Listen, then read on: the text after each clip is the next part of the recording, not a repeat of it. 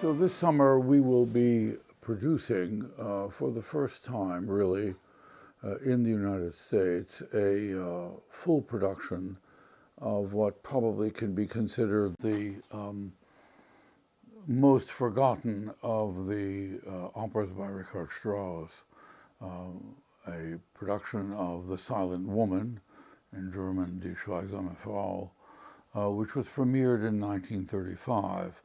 It is an unusual opera because it is a literary opera with a very subtle relationship between words and music.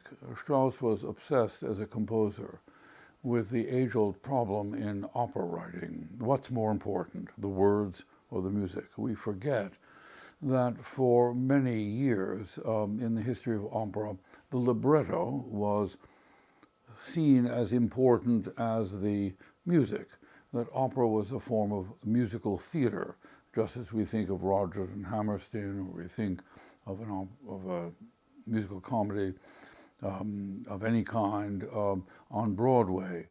And the critical opinion of Strauss by the early 1930s was that he was kind of an old news, that he had run out of gas, so to speak, that he was repeating himself, that he was a fantastic craftsman, but had somehow lost the inspirational spark that he had shown earlier in his career.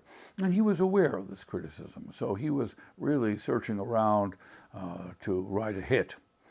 And it's interesting that after the first performance, and that speaks to our production, he said, "This is great." He loved what he had done.